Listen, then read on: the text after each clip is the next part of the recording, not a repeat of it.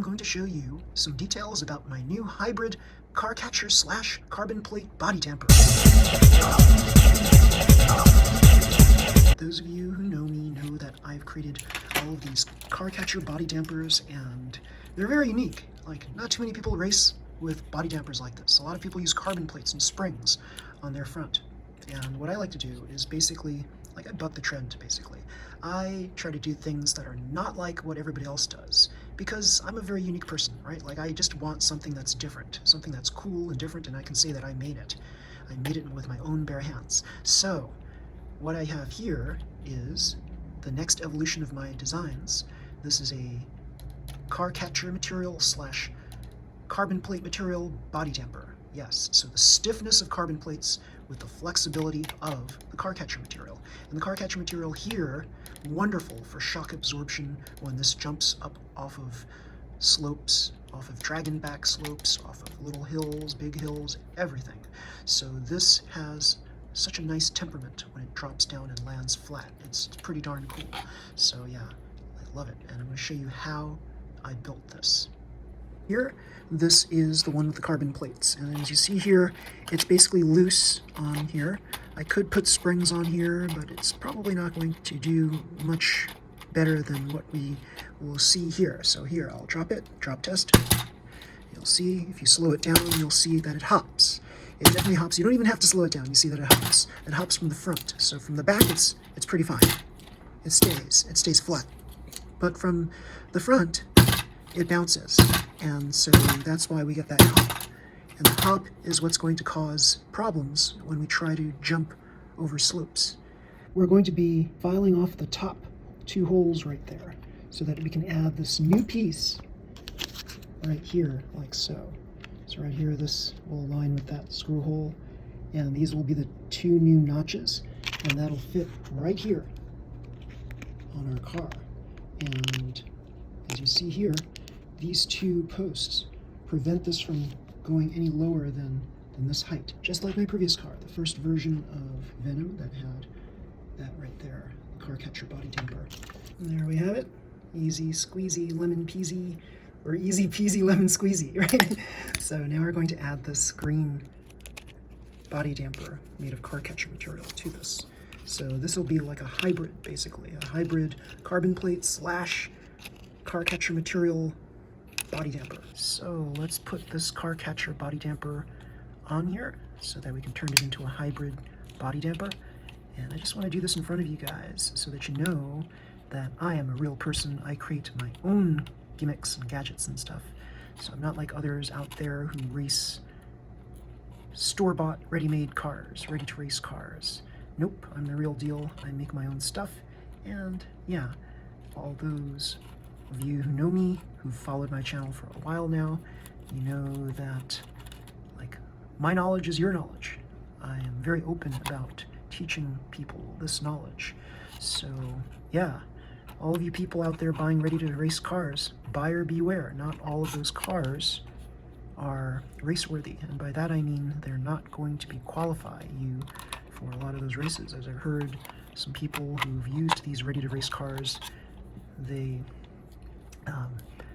tried to enter certain tournaments and they were rejected because they had cars that were not quite up to spec, and that's a shame.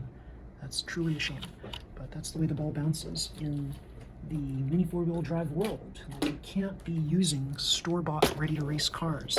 Like, this hobby is like, you're going to tarnish the hobby if you just use ready-to-race cars. Because what is your goal with the ready-to-race cars? Now, if you've got like one or two ready-to-race cars and you're just running them as experiments, that's a different thing. But if all of your cars are just store-bought, ready-to-race cars, you're just not going to learn all that you need to know to race mini four-wheel drive cars in a professional way. So you're really ruining your own chances of doing well in this hobby. So yeah, that's just my word of advice for everybody out there. Like, just learn this on your own. Learn all these things on your own. Like, Rome was not built in a day. You have to be patient with your building skills. You can't rush things. Rushing things is never a good option. So here we go. We have this right here. Yep. And now, let's see if this works. This should sit right on top, as it does. And this rests right on top of the two posts right here, just like my previous car here. Pretty cool.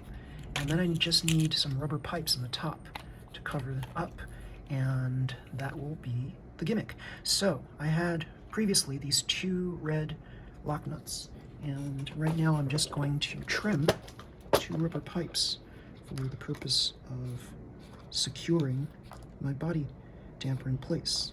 So let's see, do I have pieces that I can use right now? No, I think I need to cut two new pieces. So let's see, how much do we need here? We need enough to cover up the top. So it's gonna be at least about here. Let's see. And when you get these rubber pipes from Tamiya, you can get them in packs of 5, and they're very cheap. They're like $1. They're always cut at an angle for whatever reason, so you need to cut off the ends, and just make sure that they're flat. And then you figure out how much of the pipe you need. And it's a little bit, just a little bit. We just need about this much of the pipe. And then we do another one. Okay.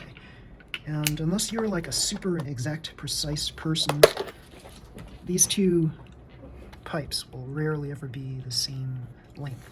And that's okay. We don't really care too much about that. Now, on a micro level, you can try to measure your pipes, and you can measure them on a scale, and you'll see that there's a very minute difference in weight. And as you well know, I am a stickler for detail on weight. So every little gram counts, and I believe even that every little microgram counts. So you got to be careful not to imbalance your car that way with little microgram variations. So here we go. We're going to secure this in place, and how tight you want to make it is up to you. I normally have a little bit of flex right here, like a little bit of convex going on. If you see here, there's a smidge of convex going on here. By convex, I mean it curves upward, right? So, yeah, and here it goes. So now, this is a hybrid. It is now a hybrid body damper. Okay, so now, what could be an issue? Let's see. Is this long enough? I think it's long enough. I think we can say that this is long enough. This is a shorter distance that it travels from here to here versus this old version, which is from here to here.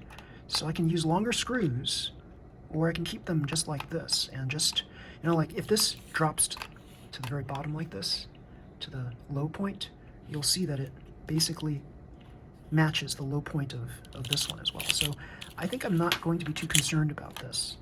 I think I'm happy with the way that this turned out. So now we have a very flat dropping car. So I think I'm very happy with the way this turned out. This is a hybrid body damper, and we just have to make sure that everything's level. Okay, so this is parallel to this, which is parallel to this, and it looks like it's pretty much good. So we also make sure that we're clearing the wheels, right? So you don't want this to touch the wheels, the tires in any way. You also don't want it to touch the body in any way, so check from all angles how the body damper hits. And I think it's pretty good now. So here, you see here, this green body damper, this car catcher material right here, it's pretty good. So originally I was going to make this black, and I might make this black after all, after a little bit of experimentation with this green one. But I kind of like this green one as it stands. It's pretty cool. It gives me that little bit of like that Firefly accent. Do you remember my car Firefly? Firefly is my VS chassis supercar. It's an open class car. It's basically a classic at this point. It's won a few races for me. I like it. It's pretty cool. It's pretty fast. Hyperdash car, pretty cool. So this one here, this is an FMA chassis car, as I've described in my previous video, and now it's got this hybrid body damper made of both car catcher material as well as carbon plates. So it's got the stiffness of the carbon plates with the flexibility of the car catcher material. So this is a hybrid kind of car, and yeah, this new design, this now reduces that little hop up. Before, this would hop up a little bit after you drop it. So now there's no hop up. I think it's pretty darn good. Much better than before. So I'll just put it here on the side and you'll see what I'm talking about. I'll just drop it from here and you'll see.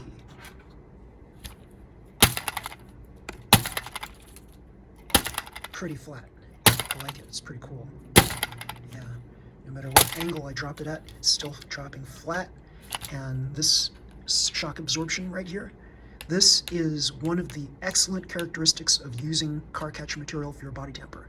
So a lot of people were criticizing my... Actually, I will just say this. There have been just maybe a handful of people who've criticized my car catcher body damper gimmick.